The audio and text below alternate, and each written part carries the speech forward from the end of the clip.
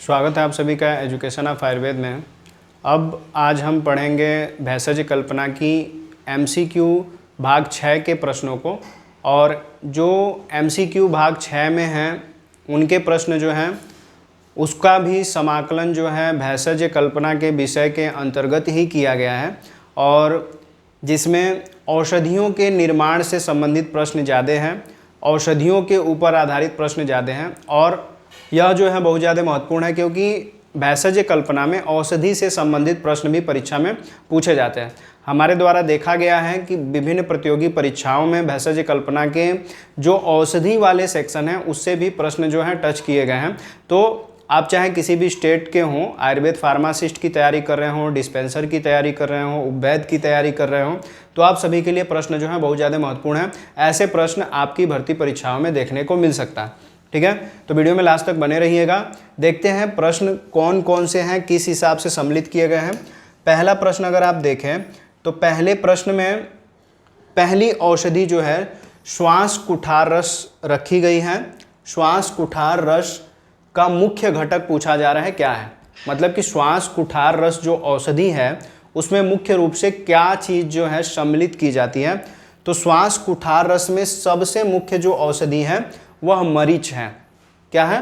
मरीच, जो क्या करता है हमारे शरीर में जो दोष हैं उनका मारण करता है, उनको नष्ट करता है।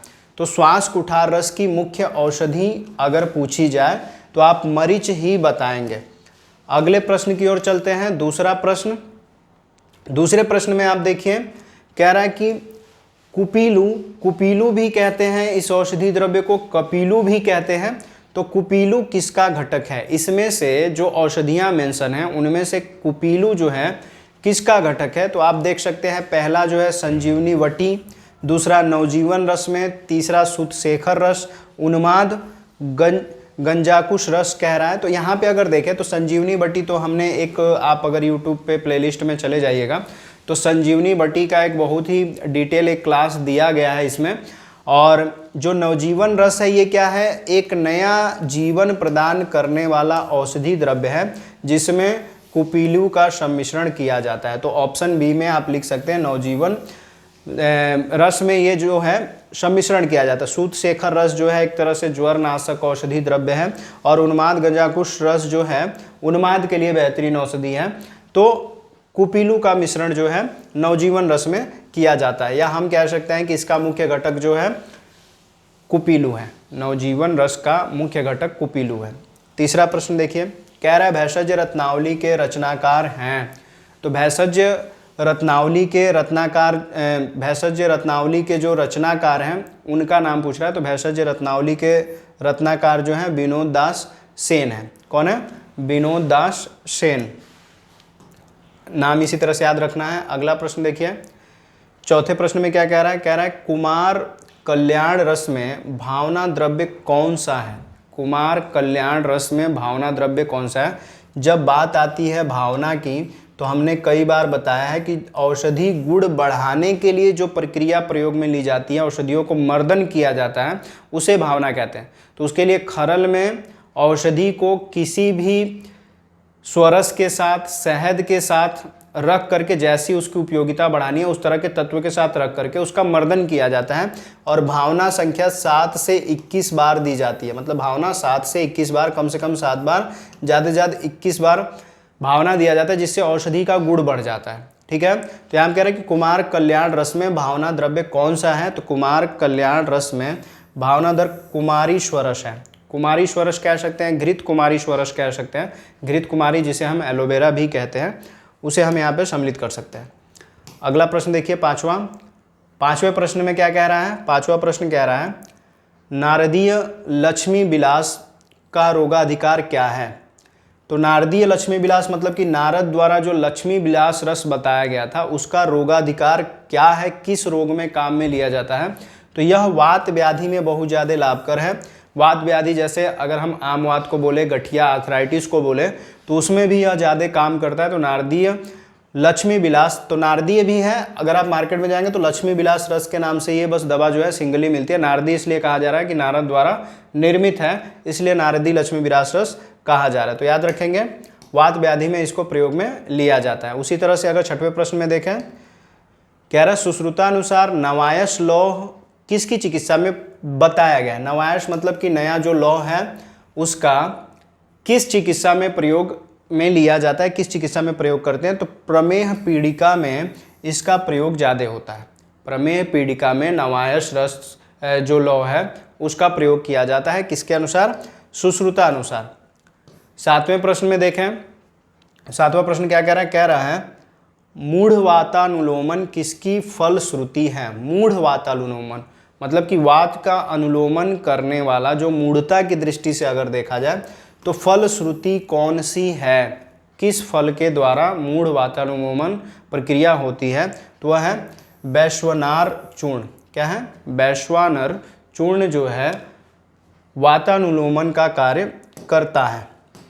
अगला अगर देखा जाए आठवां प्रश्न, आठवें प्रश्न में कह रहा है इनमें से लघु सूत शेखर रस का मुख्य घटक, एक तो सूत शेखर रस है और एक क्या है, लघु सूत शेखर रस का मुख्य घटक पूछ रहा है।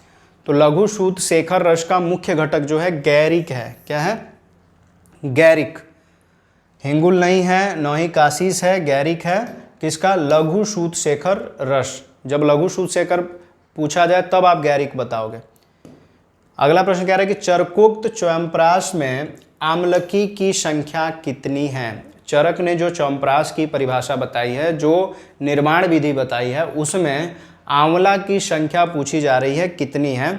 तो उनके द्वारा जो च्वयंप्राश की संरचना बताई गई है उसमें आंवला की संख्या जो है 500 के लगभग बताई गई है।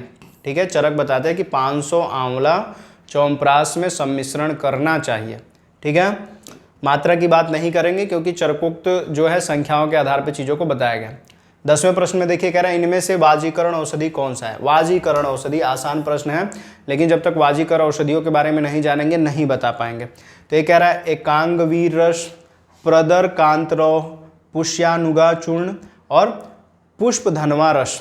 तो जो पुष्प धनवा रस है वह जो है वाजीकरण का कार्य करता है। बहुत ही शानदार औषधि है जो वाजीकर है, मतलब कि शुक्रल आदि दोषों को सही करता है।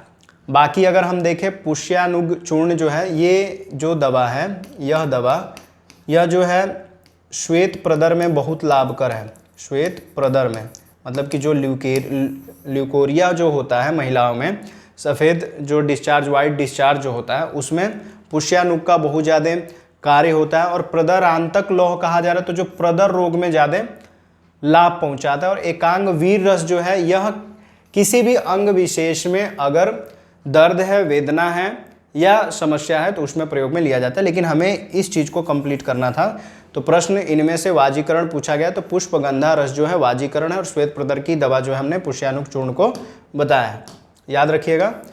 11 नंबर प्रश्न में अगर देखा जाए तो 11वां प्रश्न कह रहा है कि कनकाशव की मात्रा होती है। कनकाशव नाम से ही पता चल रहा है, कनकाशव जो कनक से बनाया जा रहा है, सोने से बनाया जा रहा है। सोने की मात्रा जिसमें है, स्वर्ण की मात्रा जिसमें है, तो उसकी मात्रा कितनी बताई गई। तो लगभग 20 ml मात्रा इसकी प्रयोग में लेनी चाहिए। और हमने बताया अगर आप आसो अरिष्ट दोनों अगर प्रयोग में लेते हैं, आसो भी प्रयोग ले रहे हो या अरिष्ट भी प्रयोग में ले रहे हैं, तो दोनों में जितनी औषधि की मात्रा होती है उतने जल की भी मात्रा मिला करके ही प्रयोग में लिया जाता है। मतलब जितनी दवा उतना पानी प्रयोग में लेना है।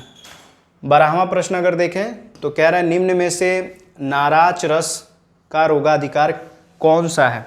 नाराच रस का रोगाधिकार मतलब नाराच रस किस रोग में काम में लिया जाता है, तो वो है जलोदर। जलोदर में ज़्यादा काम में ये लिया जाता है। ठीक है, 13वां प्रश्न देखिए।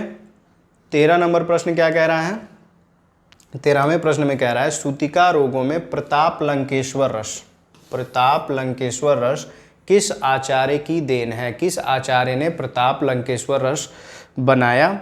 तो अगर हम देखें तो आचार्य जो हैं सामने आते हैं योग रत्नाकर।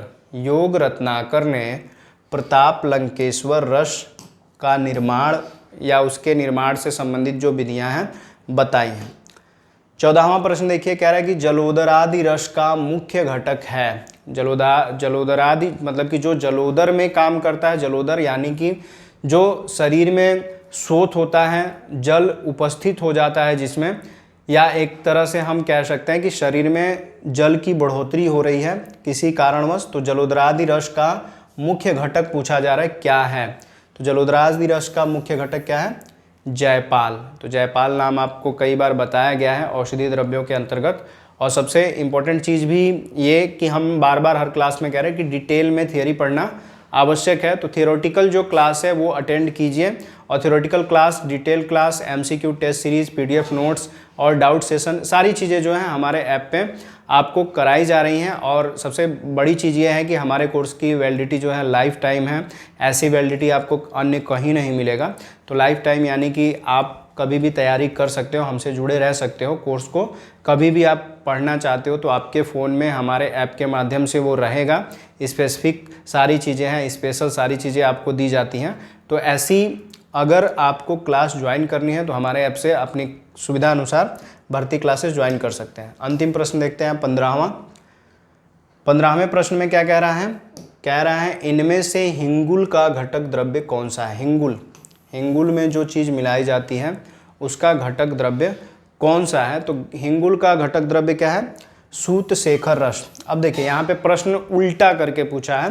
प्रश्न अगर इस तरह से होता, इनमें से सूत शेखर रस का घटक द्रव्य क्या है, तो क्या हो जाता? हिंगुल। तो क्या कह रहे हैं? इनमें से हिंगुल का घटक द्रव्य कौन सा नहीं है? अगर हम देखें तो हिंगुल से सब चीज़ें, मतलब ये नहीं पे ध्यान दीजिएगा, हिंगुल से सब बन रहा है। हिंगुलेश्वर रस, आनंद भैरव रस, त्रिभुवन कीर्ति रस, ये तीनों क्या है? हिंगुल से बनते हैं। मतलब इनमें हिंगुल होता है। बस हिंगुल किसमें नहीं है? सूत शेखर रस में। सूत शेखर रस में हिंगुल नहीं मिला होता है। तो हिंगुल का घटक द्रव्य अन्य तीन हैं, चौथा जो है हिंगुल का घटक द्रव्य नहीं है। ठीक है, तो जो भी क्वेश्चन आपको बताया जा रहा है उसका प्रॉपर नोट्स बनाइए, उसे याद कीजिए। अगर आप हमारे चैनल पे फर्स्ट टाइम विजिट कर रहे हो तो चैनल को सब्सक्राइब कीजिए। वीडियो अच्छी लगती है तो लाइक कीजिए, और अपने क्लासमेट तक पहुंचाने के लिए ज़्यादा से ज़्यादा शेयर कीजिए। जो चीज़ें नहीं समझ में आती है कमेंट बॉक्स में लिखा कीजिए। अच्छा लगता है आप सभी के कमेंट को बताना, उसे पढ़ना और उस पर रिप्लाई देना जो है बहुत ही अच्छा लगता है। अगर आप क्वेश्चन पूछते हो तो हमें ऐसा लगता है कि आप पढ़ रहे हो, नहीं पूछते हो तो ऐसा लगता है कि आप नहीं पढ़ रहे हो। तो इसलिए आप ऐसा महसूस मत कराइए कि आपकी पढ़ाई नहीं हो रही है, और ऐसा ना हो कि फिर हम वीडियो देना ही बंद कर दो और आप क्लासेस जो आपको मिल रही हैं यूट्यूब पे वो ना मिल पाए। तो आप पढ़ाई कीजिए, क्वेश्चन पूछा कीजिए, अच्छा लगता है। ठीक है, वीडियो में लास्ट तक बने रहने के लिए आप सभी का बहुत बहुत धन्यवाद।